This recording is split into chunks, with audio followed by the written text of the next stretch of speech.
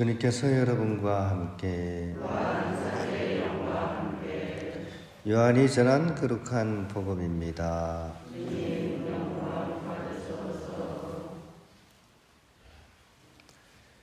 예수님께서는 파스카 축제 엿새 전에 베타니아로 가셨다.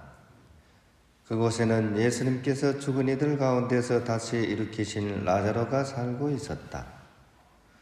거기에서 예수님을 위한 잔치가 베풀어졌는데 마르타는 시중을 들고 라자로는 예수님과 더불어 식탁에 앉은 이들 가운데 끼어 있었다. 그런데 마리아가 비싼 순나르드 향료 1리터를 가져와서 예수님의 발에 붓고 자기 머리카락으로 그 발을 닦아드렸다. 그러자 온 집안에 향료 냄새가 가득하였다. 제자들 가운데 하나로서 나중에 예수님을 팔아넘길 유다 이스카리옷이 말하였다. 어찌하여 저 향유를 300데나리온에 팔아 가난한 이들에게 나누어 주지 않는가?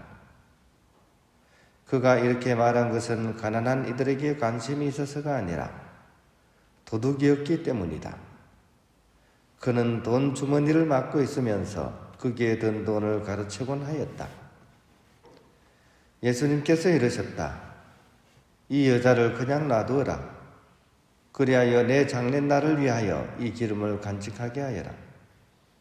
사실 가난한 이들은 늘 너희 곁에 있지만 나는 늘 너희 곁에 있지는 않을 것이다. 예수님께서 그곳에 계시다는 것을 알고 많은 유다인들의 무리가 몰려왔다. 예수님 때문만이 아니라 그분께서 죽은 이들 가운데서 다시 일으키신 라자로도 보려는 것이었다. 그리하여 서석사지들은 라자로도 죽이기로 결의하였다. 라자로 때문에 많은 유다인이 떨어져 나가 예수님을 믿었기 때문이다. 주님의 말씀입니다. 하나님입니다. 오늘 복음 그 내용을 이렇게 잘 이렇게 그려주는 노래가 있었는데요. 옛날에 공동체 성가집이라고 검은 책에 성가책이 있었어요. 여기 굉장히 정감적인 노래가 많았는데 가톨릭 성가를 이렇게 성가집으로 만들면서 굉장히 많은 좋은 노래들이 누락이 되었어요. 그 중에 하나가 유다와 마리아라는 노래이지 않나 싶습니다. 543번이었어요. 아마 들어보시면 기억이 날 거예요. 간단히 불러보면 이렇습니다. 유다가 말했네 마리아여 귀한 이 향유 못하려오 나의 주님 발에다 부어드리고 검은 머리로 고이 닦을래요 고운 머리로 닦을래요. 혹시 기억나시는 분 있습니까?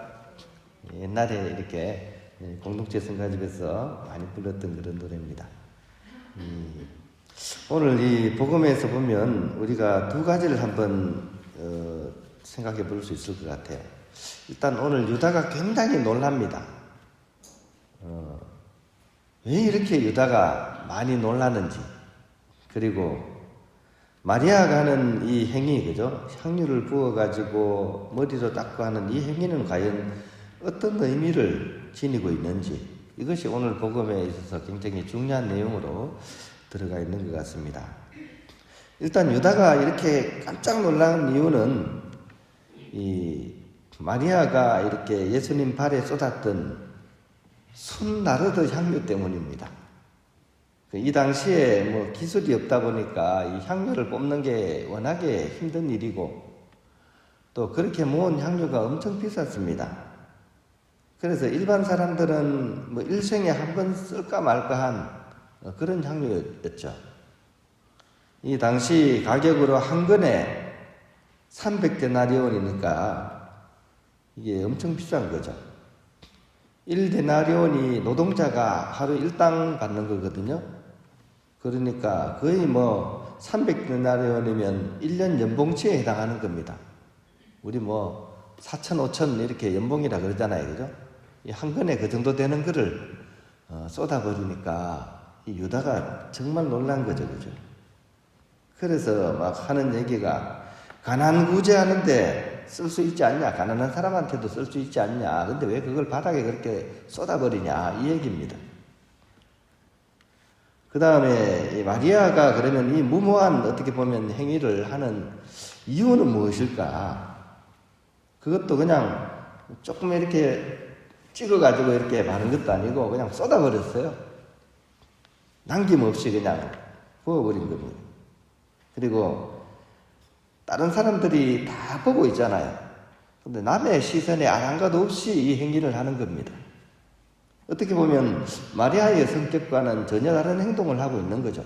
우리가 잘 알다시피 마리아는 막 이렇게 활동적이고 이런 사람이 아니고 앉아가지고 생각하고 예수님 말씀을 차분히 듣고 하던 그런 분이었어요. 이성적이고 차분한 성격의 마리아가 어떻게 이렇게 무모한 행위를 했는지, 그죠? 이 두 가지가 굉장히 좀 이렇게 평소와는 다른 그런 느낌으로서 우리에게 다가오고 있습니다. 여러분은 어떻습니까? 오늘 이 복음을 듣고 있는 여러분들은 과연 이 복음의 현장에 있었다면 누구 편으로 더 기울었겠습니까?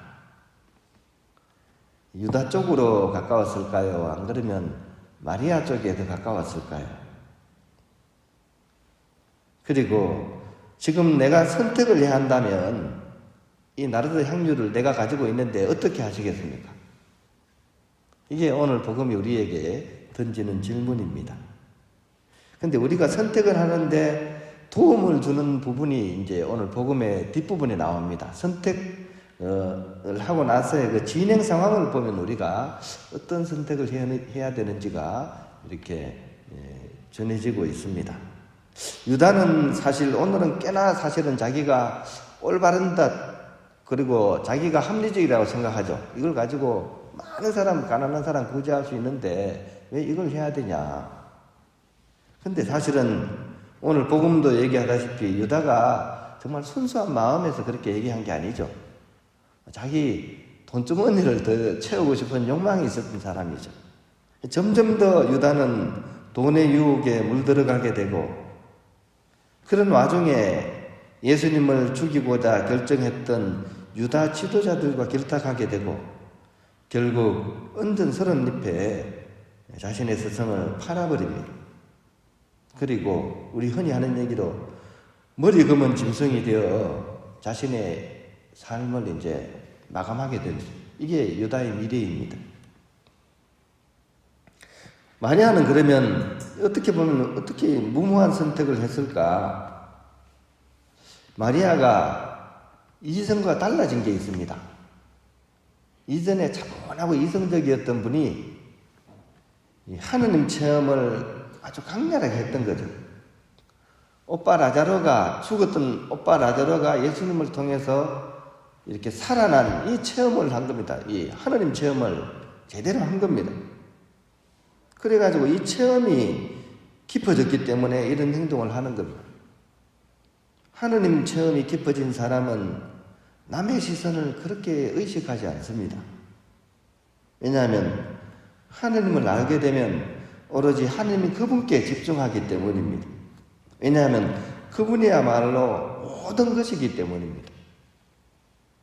그래서 목숨도 미래도 남의 소리도 또 남들의 손가락질도 큰 의미가 없는 겁니다. 그것이 하느님께 집중하는데 그 어떤 방해도 될 수가 없는 겁니다. 그래서 하느님을 위해서 행하는 그 자체가 마리아에게 있어서는 기쁨이고 감사가 될 뿐입니다. 그래서 오늘 이런 행위를 하게 되는 거죠. 오늘 복음은 우리에게 바로 마리아의 길을 가라고 우리의 마음을 이렇게 다독거리고 있는 것 같습니다.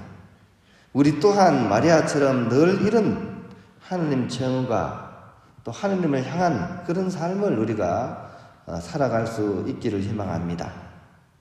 기도문으로 줄이자면 나의 하느님, 나의 전부시여 라는 기도가 되는 거죠. 또 이 기도문은 아시시 성 프란치스코가 밤새워 자주 드렸던 기도입니다. 하느님, 나의 전부시여, 나의 하느님, 나의 전부시여.